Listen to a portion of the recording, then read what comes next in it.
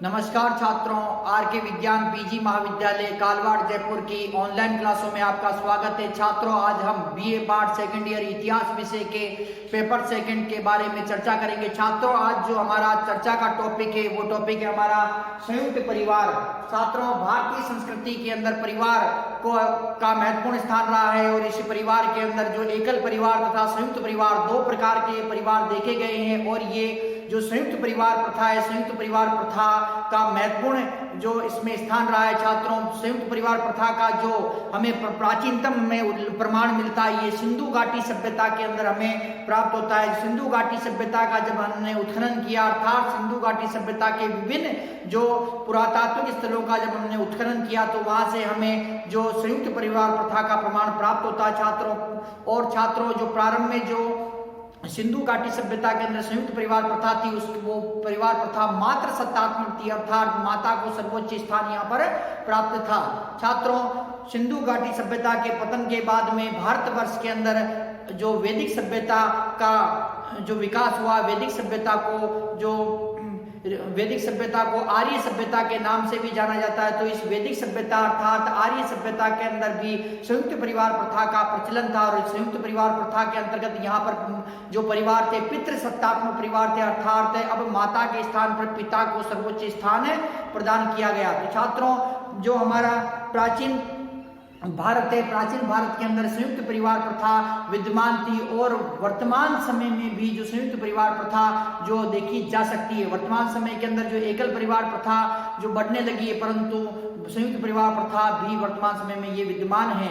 तो छात्रों, जो संयुक्त परिवार प्रथा है, संयुक्त परिवार प्रथा का भारतीय समाज के अंदर जो विशेष स्थान रहा है। छात्रों, तो आज हम विस्तार से संयुक्त परिवार प्रथा की हमें जो चर्चा करेंगे। तो छात्रों, संयुक्त परिवार प्रथा के कई लाभ भी हैं तो कई हानियां भी है। तो छात्रों, आज हम संयुक्त परिवार प्रथा की विशेषताओं के बारे में अध्ययन करेंगे, संयुक्त परिवार प्रथा के लाभ के बारे में अध्ययन करेंगे, संयुक्त परिवार प्रथा की हानियों के बारे में अध्ययन करेंगे और ये संयुक्त परिवार प्रथा इसका विघटन क्यों हुआ और क्यों ये एकल परिवार प्रथा के अंतर्गत ये जो एकल परिवार प्रथाएं का विकास हुआ, तो इसके बारे में भी आज हमें अध्ययन करेंगे। तो छात्रों, संयुक्त परिवार प्रथा की विशेषता, संयुक्त परिवार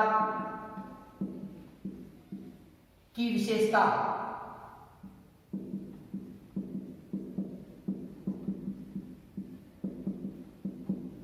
संयुक्त परिवार की विशेषता,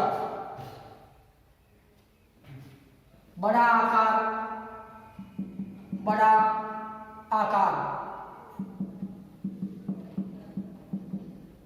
अर्थात बड़ा परिवार, बड़ा आकार अर्थात बड़ा परिवार, संयुक्त रसोई घर, संयुक्त रसोई घर, संयुक्त पूजा घर, संयुक्त पूजा घर, संपत्ति पर सबका अधिकार, संपत्ति पर सभी पारिवारिक सदस्यों का अधिकार,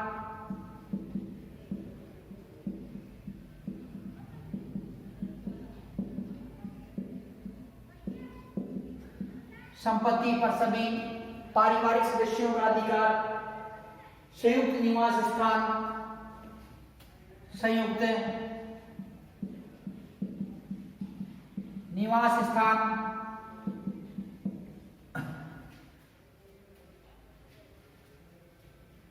सांस्कृतिक निरंतरता, सांस्कृतिक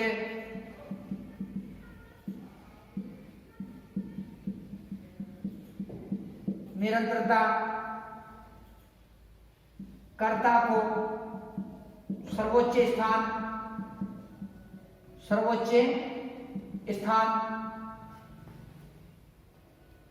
आर्थिक संपन्नता,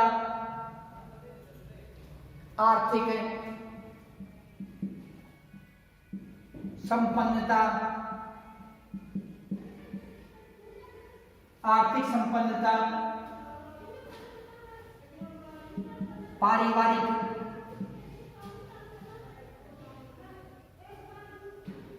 जनधन का संचय, पारिवारिक जनधन का संरक्षण,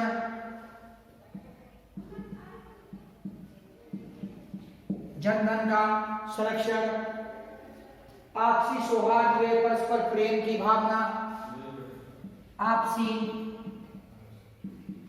सौहार्द व परस्पर प्रेम की भावना,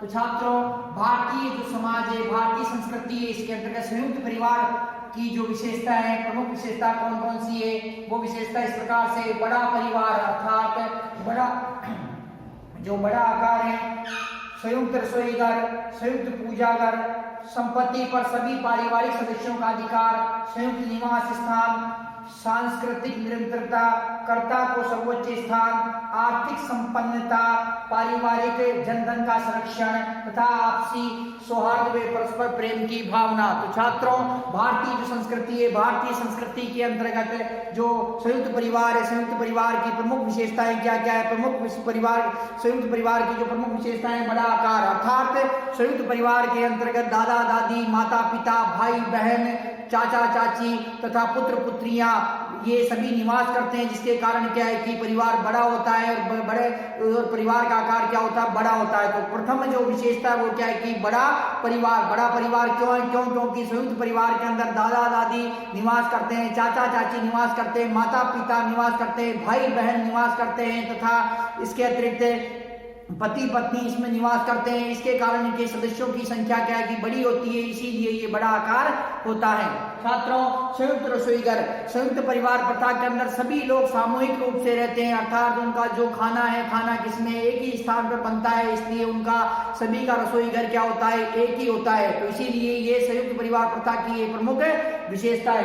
संयुक्त पूजा घर, छात्रों जो संयुक्त परिवार प्रथा है, संयुक्त परिवार प्रथा के अंतर्गत प्रातःकालीन तथा सायंकालीन दोनों समय के अंदर जो पूजा अर्चना की जाती है, जो देवी देवता है, कुल देवी देवता है तथा उनके जो उनकी मान्यता है, जिन देवी देवताओं की मान्यता, जिन देवी देवताओं की वो मान्यता रखते हैं, तो उनकी वो पूजा अर्चना क्या करते हैं कि सामूहिक रूप से करते हैं। क्योंकि ये सभी जो सामूहिक रूप से जो निवास करते हैं, इसी कारण क्या है कि जो संयुक्त परिवार प्रथा है, संयुक्त परिवार प्रथा के अंतर्गत सभी एक ही साथ में निवास करते हैं। एक ही साथ में निवास करने के कारण उनका पूजा घर होता है, पूजा घर भी क्या होता है? एक ही होता है, इसलिए संयुक्त रूप से उसके अंदर पूजा अर्चना की जाती है। संपत्ति पर सभी पारिवारिक सदस्यों का अधिकार, संपत्ति पर किसका अधिकार है छात्रों? संपत्ति पर जो सभी पारिवारिक सदस्यों का अधिकार है। जो संयुक्त परिवार प्रथा होती है, इसके अंतर्गत छात्रों किसी एक व्यक्ति का संपत्ति पर अधिकार नहीं होता है, अपितु परिवार के हर सदस्य का बराबर जो संपत्ति पर अधिकार होता है और सभी लोग मिलकर जो उसका क्या है उपयोग करते हैं। कोई एक अकेला व्यक्ति संपत्ति का बेच नहीं सकता है, न ही उसका विभाजन कर सकता है। ये संपत्ति सभी की होती है। इसका जो इस संपत्ति पर सभी सामूहिक रूप से क्या करते हैं? नियंत्रण स्थापित करते हैं तथा उसका उपयोग करते हैं। संयुक्त निवास स्थान, संयुक्त परिवार के अंतर्गत छात्रों की निवास स्थान होता है, वो संयुक्त होता है। सभी लोग एक ही स्थान पर रहकर जो एक ही स्थान पर रहते हैं तथा एक ही स्थान पर अपनी गतिविधियों को क्रियान्वित करते हो। तो छात्रों जो घर होता है, घर बड़ा होता है, इसके अंदर चाचा चाची, माता पिता, भाई बहन, पुत्र पुत्रियां, दादा दादी सभी निवास करते हैं। तो संयुक्त परिवार संयुक्त एक निवास स्थान होता है। सांस्कृतिक निरंतरता, संयुक्त परिवार प्रथा के अंतर्गत जो सांस्कृतिक निरंतरता अर्थात जो परंपराएं हैं, परंपराओं का विघटन नहीं होता है, परंपराओं को भूला नहीं जाता है, अपितु परंपराओं का निर्वहन किया जाता है। जैसे छात्रों कोई जिस पर संयुक्त परिवार प्रथा है, संयुक्त परिवार प्रथा के अंतर्गत यदि कोई जैसे त्योहार आ गया, त्योहार के अंतर्गत सभी एक ही प्रांगण के अंदर इकट्ठे होंगे और इकट्ठे होकर और वो क्या करेंगे? उस त्योहार का आयोजन करेंगे। कोई उत्सव है, उसका आयोजन भी क्या है कि वो सभी मिलकर करेंगे। इस प्रकार से जो सांस्कृतिक निरंतरता चली रहती है, अपने जो प्राचीनतम रीति रिवाज है वो संयुक्त परिवार प्रथा के कारण क्या है कि आगे चलते रहते हैं। तो छात्रों इस प्रकार से संयुक्त परिवार प्रथा में क्या है कि सांस्कृतिक निरंतरता बनी रहती है। कर्ता को सर्वोच्च स्थान, कर्ता कौन होता है? जो मुखिया होता है, अर्थात जो सर्वश्रेष्ठ अर्थात सबसे बड़ा व्यक्ति होता है, सबसे बुजुर्ग व्यक्ति होता है, वो क्या है कि कर्ता होता है। तो कर्ता एक ही होता है, कर्ता संयुक्त परिवार में कर्ता एक ही होते हैं, बाकी सभी उससे नीचे होते हैं। जो जितने भी जो कोई भी कार्य होता है तो उस कार्य को करने का अंतिम निर्णय कौन लेता है? कर्ता लेता है। तथा सभी को जो निर्देश देता है कौन देता है? कर्ता देता है। तथा सभी पर जो नियंत्रण स्थापित करता है कौन करता है? कर्ता करता है। इसीलिए कर्ता को सर्वोच्च स्थान होता है। और संयुक्त परिवार प्रथा के अंतर्गत सभी व्यक्ति कर्ता का मान सम्मान आदर भाव करते हैं इसका, इसलिए कर्ता को क्या होता है? सर्वोच्च स्थान यहाँ पर प्राप्त होता है। आर्थिक संपन्नता, जो संयुक्त परिवार होते हैं छात्रों, संयुक्त परिवार की आर्थिक स्थिति मजबूत होती है। क्यों? क्योंकि सभी लोग जो धन कमा कर किसे देते हैं? धन कमाते हैं। जो जितने मान लो किसी परिवार के अंदर 10 सदस्य हैं, 10 सदस्य जो 10 सदस्य जो काम करते हैं अर्थात जो नौकरी करते हैं या फिर जो अपना उनका व्यवसाय है, तो ये सभी जो उसका धन है, धन जो लाकर किसे देंगे? कर्ता को देंगे। जो सर्वोच्च जो मुखिया है, इस मुखिया को देंगे। तथा मुखिया होगा ये क्या करेगा कि आवश्यकता अनुसार जो धन है सभी के अंदर बांटेगा तथा धन का संचय करेगा, धन का एकत्रीकरण करेगा, धन को इकट्ठा करेगा। तो इसलिए छात्रों तो यहाँ पर क्या है कि ये आर्थिक संपन्नता होती है संयुक्त परिवार के अंदर। और संयुक्त परिवार के अंतर्गत यदि कोई जो व्यक्ति है वो यदि डामाडोल हो रहा है, डगमगा रहा है, यदि उसकी आर्थिक स्थिति कमजोर हो रही है तो भी उस पर भार नहीं पड़ता है। तो छात्रों जो संयुक्त परिवार प्रथा की ये प्रमुख विशेषता है कि संयुक्त परिवार प्रथा के अंतर्गत क्या है कि संयुक्त परिवार है जिसके अंदर आर्थिक स्थिति क्या होती है? मजबूत होती है। पारिवारिक जन व धन का संरक्षण, छात्रों संयुक्त परिवार बड़ा परिवार होता है, इसके अंतर्गत जो काम करने वाले जो व्यक्तियों की संख्या अधिक होती है तथा इसलिए इनकी क्या है कि आर्थिक स्थिति मजबूत होती है, धन का संरक्षण होता है। इसके अतिरिक्त जो इसके सदस्य होते हैं सदस्यों का भी संरक्षण होता है। जब बड़ा परिवार है तो अन्य जो अन्य व्यक्ति है तो अन्य व्यक्ति उस पर क्या है कि उस परिवार के सदस्य को प्रताड़ित नहीं कर सकते हैं। बाहरी कोई भी व्यक्ति होता है संयुक्त परिवार प्रथा के संयुक्त परिवार के अंतर्गत वो हाथ नहीं डाल सकता, अर्थात संयुक्त परिवार के किसी भी व्यक्ति को कोई बाहरी व्यक्ति उस पर को प्रताड़ित करने का प्रयास करता है या उस पर कोई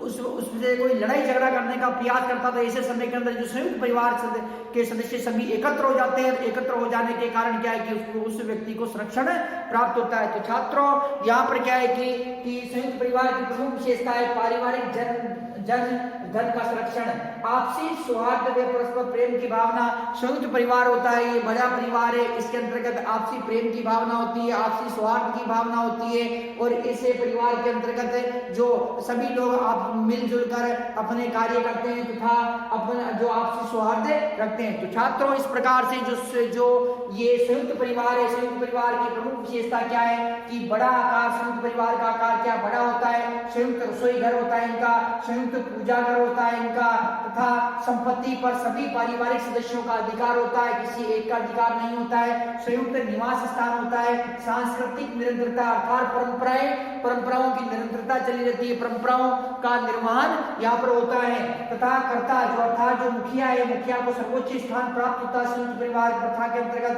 आर्थिक संपन्नता, संयुक्त परिवार आर्थिक रूप से समृद्ध होते हैं तथा जो पारिवारिक धन का संरक्षण है संयुक्त परिवार के अंतर्गत परिवार के जो जन अर्थात परिवार के लोगों का संरक्षण प्राप्त होता है परिवार के, तथा जो उनके धन का संरक्षण किया जाता है। आपसी सौहार्द व परस्पर प्रेम की भावना विद्यमान होती है, किसके अंदर ये होती है संयुक्त परिवार के अंतर्गत। छात्रों ये संयुक्त परिवार की जो विशेषता थी। अब छात्रों संयुक्त परिवार होता क्या है उसके बारे में चर्चा करते हैं। तो संयुक्त परिवार छात्रों संयुक्त परिवार के बारे में चर्चा करते हैं कि संयुक्त परिवार होता क्या है, संयुक्त परिवार में कौन कौन से सदस्य निवास करते हैं, तो उसके बारे में जो देखते हैं। छात्रों संयुक्त परिवार भारतीय जीवन की प्रमुख विशेषता है। संयुक्त परिवार भारतीय जीवन की प्रमुख विशेषता है। प्रमुख विशेषता है।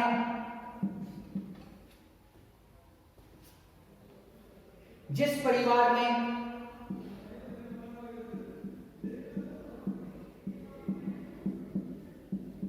दादा दादी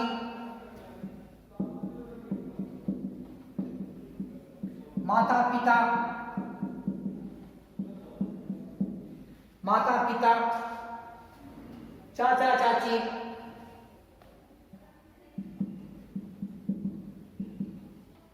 भाई बहन, पुत्र पुत्रियां,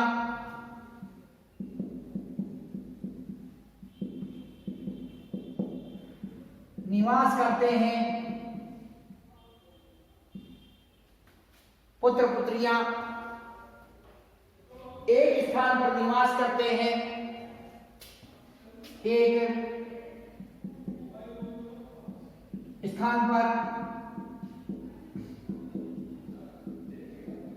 निवास करते हैं, संयुक्त परिवार कहलाता है।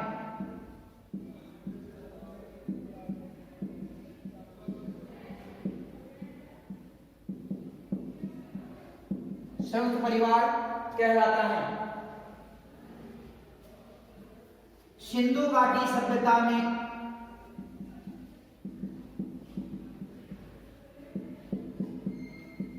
संयुक्त परिवार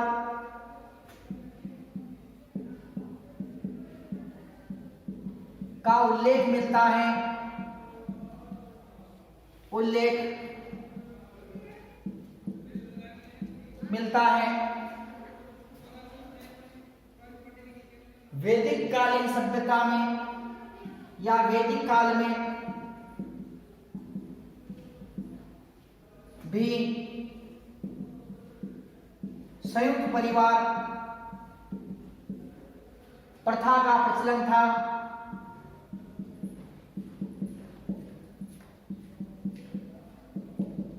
वैदिक काल में भी संयुक्त परिवार प्रथा का प्रचलन था। संयुक्त परिवार में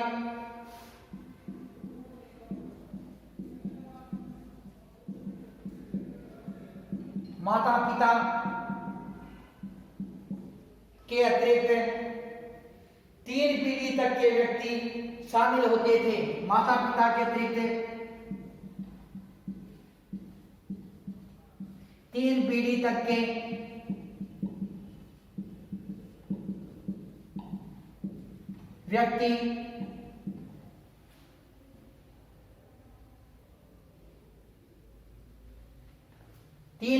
के व्यक्ति शामिल होते थे, शामिल होते थे। तो छात्रों, जो संयुक्त परिवार है, संयुक्त परिवार भारतीय जीवन की प्रमुख विशेषता है। संयुक्त परिवार में दादा दादी, माता पिता, चाचा चाची, भाई बहन तथा पुत्र पुत्रियां एक स्थान पर निवास करते थे। कौन कौन निवास करते थे? दादा दादी, माता पिता, चाचा चाची, भाई बहन, पुत्र पुत्रियां एक स्थान पर निवास करते हैं, संयुक्त करते हैं। वह परिवार क्या कहलाता है? संयुक्त परिवार कहलाता है। वह परिवार संयुक्त परिवार कहलाता है।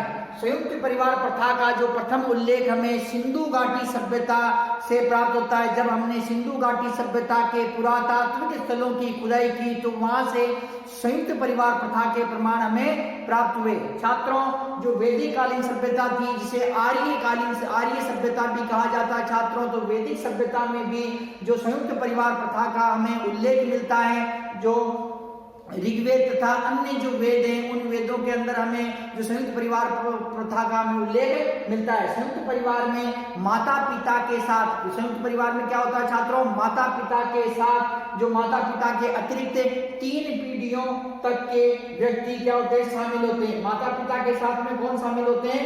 3 पीढ़ियों तक के व्यक्ति जो शामिल होते हैं। तो छात्रों, तो इस प्रकार से जो संयुक्त परिवार प्रथा है, तो संयुक्त परिवार प्रथा भारतीय समाज की एक प्रमुख विशेषता है। छात्रों, अब हम देखते हैं संयुक्त परिवार प्रथा के लाभ। संयुक्त परिवार प्रथा के लाभ, तो संयुक्त परिवार प्रथा से क्या क्या लाभ हैं उसके बारे में हम अध्ययन करते हैं। उसके बाद में संयुक्त परिवार प्रथा की हानियां क्या क्या है उसके बारे में चर्चा करेंगे। तो संयुक्त परिवार प्रथा के लाभ।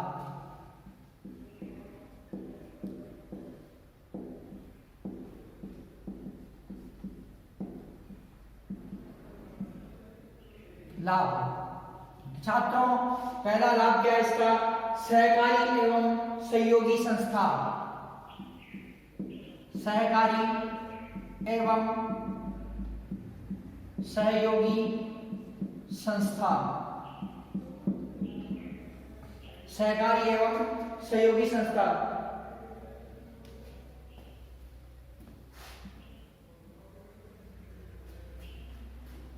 संयुक्त परिवार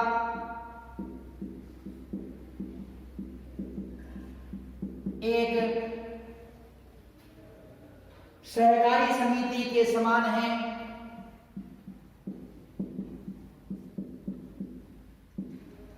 सहकारी समिति के समान है।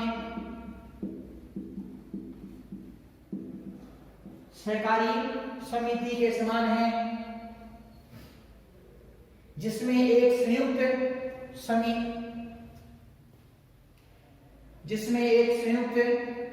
है, जिसमें एक संयुक्त समिति है।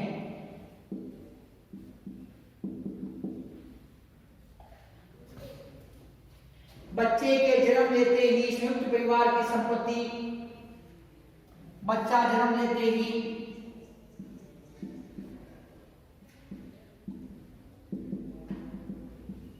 यह संयुक्त परिवार की संपत्ति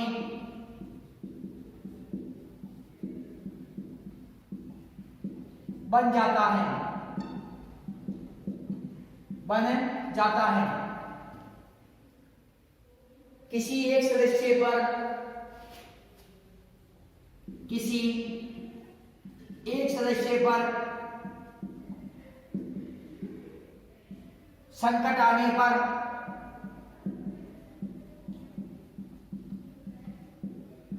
किसी एक सदस्य पर संकट आने पर परिवार के सभी सदस्य, किसी एक सदस्य के पर संकट आने पर परिवार के सभी सदस्य उसकी मदद करते हैं।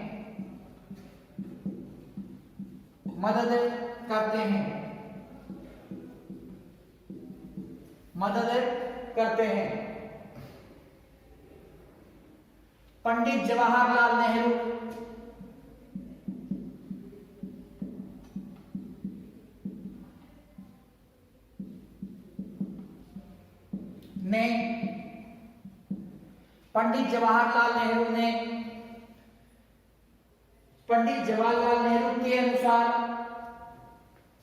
के अनुसार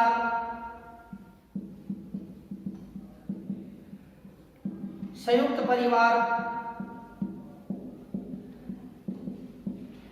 परिवार व्यवस्था परिवार के सदस्यों के लिए बीमा का काम करती है। संयुक्त परिवार व्यवस्था परिवार के सदस्यों के लिए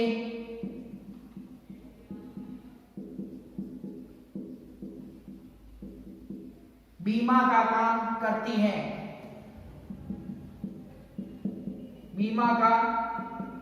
करती है। पंडित जवाहरलाल नेहरू के अनुसार संयुक्त परिवार व्यवस्था परिवार के सदस्यों के लिए बीमा का काम करती है और मानसिक तथा शारीरिक रूप से निर्बल लोगों के लिए गारंटी होती है। और मानसिक व शारीरिक रूप से निर्बल लोगों के लिए गारंटी होती है।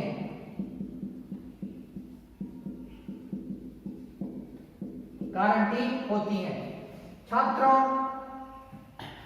संयुक्त परिवार प्रथा के लाभ क्या है कि सहकारी एवं सहयोगी संस्था सामान्यतः ये देखिए कि कोई भी व्यक्ति है, किसी भी संयुक्त परिवार का व्यक्ति है, यदि एक व्यक्ति कमजोर है आर्थिक रूप से तो उसे जो लाभ पहुंचाने का कार्य कौन कर रहा है? उसे लाभ पहुंचाने का कार्य जो करता है कौन करता है? संयुक्त परिवार प्रथा के अंतर्गत संयुक्त परिवार करता है। छात्रों, जो कोई भी एक व्यक्ति क्या है कि अपने जो अर्थात आर्थिक रूप से कमजोर हो चुका है, तो उसको पुनः सभी एक ही साथ मदद करके उसे पुनः क्या है कि आर्थिक रूप से सक्षम बनाने का प्रयास करते हैं। छात्रों, इसके अतिरिक्त जो संयुक्त परिवार प्रथा के लाभ है, इसके अंतर्गत सहकारी एवं सहयोगी संस्था। तो संयुक्त परिवार क्या होता है कि सहकारी व सहयोगी संस्था है ये, और संयुक्त परिवार प्रथा एक सहकारी समिति के समान है जिसमें एक संयुक्त समिति होती है। छात्रों, बच्चा जब जन्म लेता है, संयुक्त परिवार के अंदर कोई भी बच्चा जन्म लेता है तो वो प्रॉपर्टी किसकी हो जाती है, अर्थात वो संयुक्त रूप से जो ये संपत्ति का अधिकारी, अर्थात बच्चा जन्म लेते ही संयुक्त परिवार की संपत्ति बन जाता है। जब बच्चा पैदा होता है संयुक्त परिवार के अंदर, तो सभी संयुक्त परिवार के जो सभी सदस्य हैं उसका लालन पालन पोषण में लग जाते हैं तथा उसकी जो सुख सुविधाओं का ध्यान है वो सभी जो परिवार के सदस्य रखते हैं। किसी एक सदस्य पर संकट आने पर परिवार के सभी सदस्य उसकी मदद करते हैं। संयुक्त परिवार के अंतर्गत किसी एक व्यक्ति पर कोई संकट आ जाता है तो उस परिवार के सभी सदस्य होंगे उसकी क्या करेंगे, मदद करने का प्रयास करेंगे। तो इस प्रकार से छात्रों, जो संयुक्त परिवार है, संयुक्त परिवार क्या है, संयुक्त परिवार एक सहकारी समिति के समान है जिसमें एक संयुक्त जो समिति है, बच्चा जन्म लेते ही ये संयुक्त परिवार की संपत्ति हो जाता है। किसी एक सदस्य पर संकट आने पर परिवार के सभी सदस्य उसकी मदद करते हैं। छात्रों, इसकी पंडित जवाहरलाल नेहरू है, पंडित जवाहरलाल नेहरू ने जो संयुक्त परिवार प्रथा के बारे में क्या कहा है। पंडित जवाहरलाल नेहरू जो भारत के प्रथम प्रधानमंत्री है, तो उन्होंने क्या कहा कि संयुक्त परिवार व्यवस्था परिवार के सदस्यों के लिए बीमा का कार्य करती है। पंडित जवाहरलाल नेहरू क्या कह रहे हैं कि संयुक्त परिवार व्यवस्था परिवार के सदस्यों के लिए बीमा का कार्य करती है और मानसिक व शारीरिक रूप से निर्बल लोगों के लिए गारंटी होती है। संयुक्त परिवार प्रथा होती है ये मानसिक व शारीरिक रूप से, यदि परिवार के अंदर कोई कमजोर है मानसिक रूप से या कोई शारीरिक रूप से कमजोर है, तो ऐसे सदस्यों का भरण पोषण की गारंटी कौन लेता है, संयुक्त परिवार लेता है तथा ये बीमा का कार्य करती है संयुक्त परिवार। तो संयुक्त परिवार प्रथा का ये लाभ है। छात्रों, लाभ क्या है, सहकारी एवं सहयोगी संस्था। अगला लाभ है जीवन यापन के साधन के रूप में। अगला जो लाभ है जीवन यापन के साधन के रूप में, जीवन यापन के साधन के रूप में, जीवन यापन के साधन के रूप में।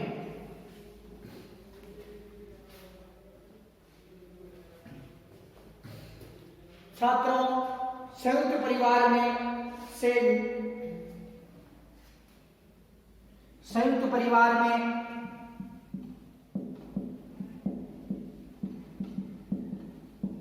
कमजोर, संयुक्त परिवार में कमजोर, निर्बल से निर्बल, संयुक्त परिवार में कमजोर, निर्बल से निर्बल तथा अकर्मण्य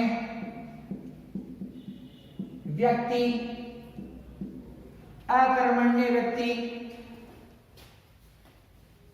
के जीवन यापन की गारंटी, जीवन यापन की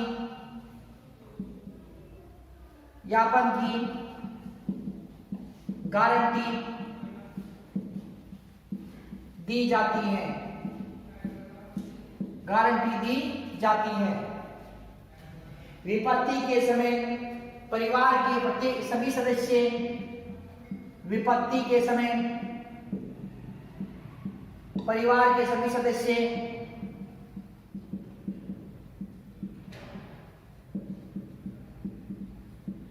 विपत्ति के समय परिवार के सभी सदस्य एकजुट हो जाते हैं।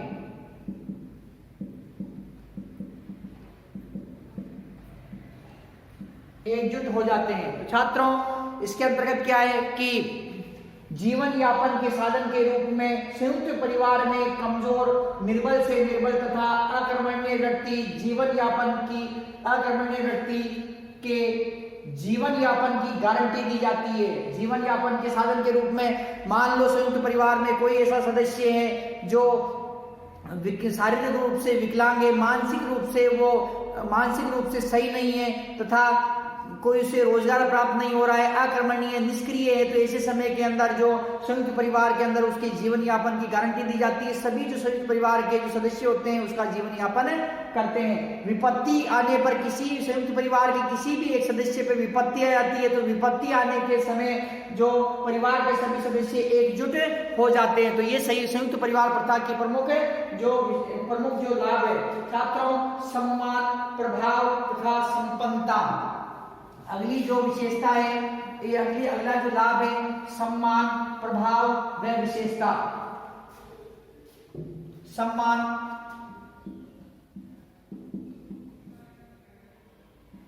प्रभाव, विशेषता। सम्मान, प्रभाव व संपन्नता।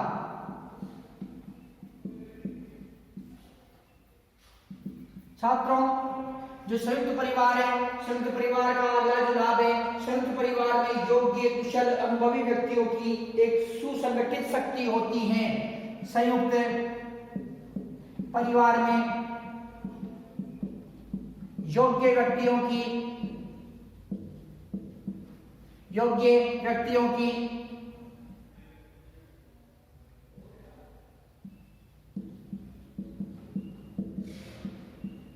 एक परिवार में योग्य व्यक्तियों की, योग्य कुशल अनुभवी व्यक्तियों की, योग्य कुशल अनुभवी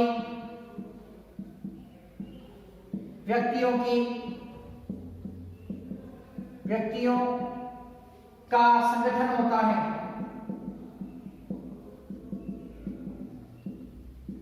व्यक्तियों का संगठन होता है। संयुक्त परिवार में योग्य, कुशल, अनुभवी व्यक्तियों का संगठन होता है। संयुक्त परिवार आर्थिक रूप से संपन्न होते हैं। संयुक्त परिवार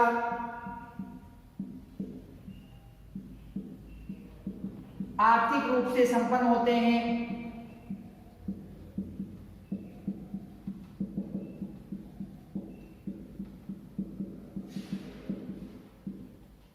संयुक्त परिवार का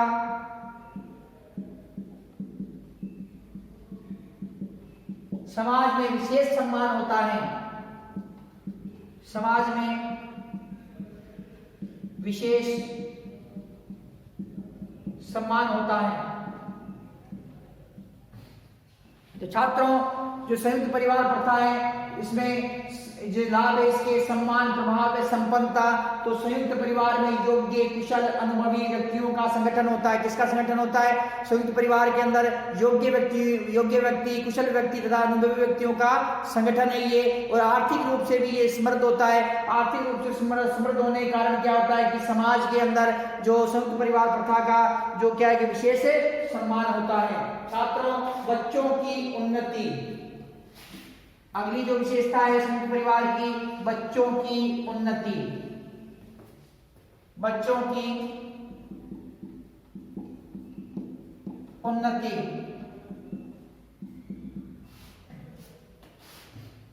संयुक्त परिवार में बच्चों की उन्नति पर सभी संयुक्त परिवार में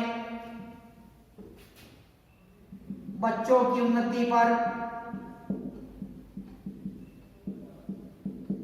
सभी सदस्य ध्यान देते हैं। संयुक्त परिवार प्रथा के अंतर्गत बच्चों की उन्नति पर जो सदस्य ध्यान देते हैं। बालक का चहुमुखी विकास संयुक्त परिवार प्रथा में होता है। संयुक्त परिवार में बालक का चहुमुखी विकास, बालक का चहुमुखी विकास होता है। बालक का चहुमुखी विकास होता है। किसमें होता है? संयुक्त परिवार के अंतर्गत। छात्रों, संयुक्त परिवार में नैतिकता व नागरिकता की शिक्षा, संयुक्त परिवार बालकों को नैतिकता व नागरिकता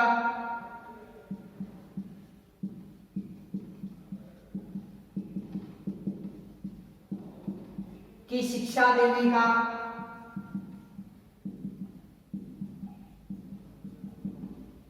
सर्वोच्च स्थान है।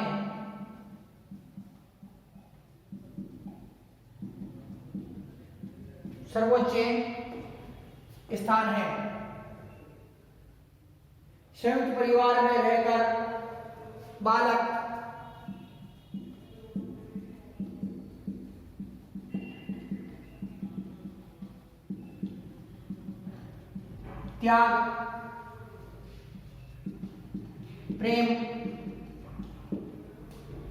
त्याग, प्रेम, उदारता, सहिष्णुता,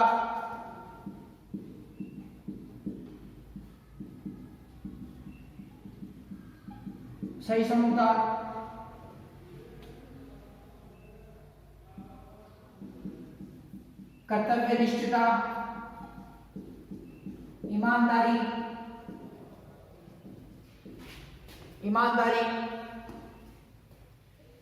आज्ञा पालन,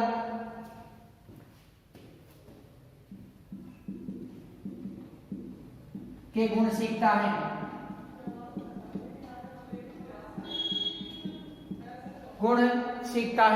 छात्रों,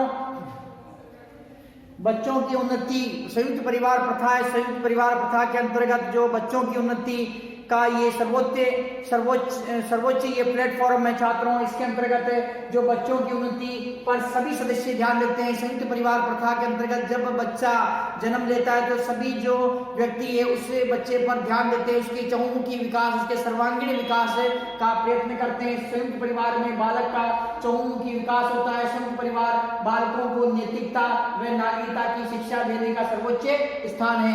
तो संयुक्त परिवार क्या है छात्रों? संयुक्त परिवार बालकों को नैतिकता व नागरिकता की शिक्षा देने का सर्वोच्च स्थान है। संयुक्त परिवार में रहकर बालक त्याग, प्रेम, उदारता, सहिष्णुता, कर्तव्यनिष्ठता, ईमानदारी, आज्ञा पालन के गुण सीखता है। इस प्रकार से छात्रों ये सर्वांगीण विकास होता है बच्चों का सर्वांगीण विकास किसमें होता है? संयुक्त परिवार प्रथा अर्थात संयुक्त परिवार के अंदर होता है। अधिकार और कर्तव्य का समन्वय। अगली जो विशेषता है छात्रों, अधिकार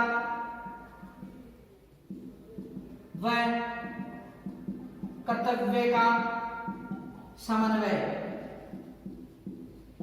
अधिकार व कर्तव्य का समन्वय।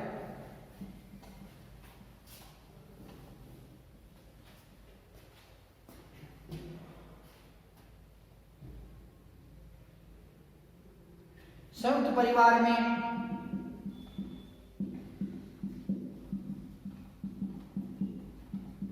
परिवार में अनुशासन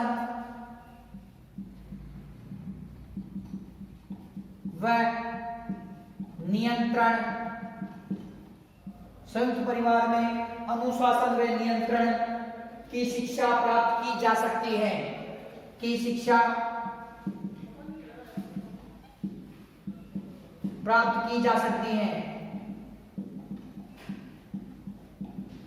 संयुक्त परिवार में अनुशासन व नियंत्रण की शिक्षा प्राप्त की जा सकती है। बड़ों की आज्ञा का पालन करना व छोटों को प्यार करना सिखाया जाता है।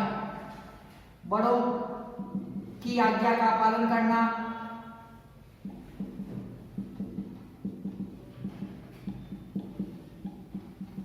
व छोटों से प्रेम करना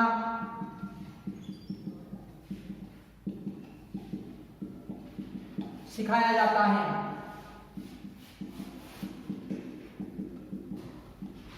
छात्रों, जो संयुक्त परिवार प्रथा है, संयुक्त परिवार प्रथा के अंतर्गत जो अधिकार व कर्तव्य का समन्वय, ये इसका लाभ है। अर्थात संयुक्त परिवार प्रथा का लाभ है छात्रों, अधिकार व कर्तव्य का समन्वय। तो संयुक्त परिवार में अनुशासन व नियंत्रण की शिक्षा प्राप्त की जा सकती है। बड़ों की आज्ञा का पालन करना सिखाया जाता है तथा छोटों से प्रेम करना जो संयुक्त परिवार प्रथा के अंतर्गत जो सिखाया जाता है। तो इस प्रकार से छात्रों ये अधिकार व कर्तव्य का समन्वय कहाँ पर मिलता है? अधिकार व कर्तव्य का समन्वय संयुक्त परिवार प्रथा के अंतर्गत जो मिलता है।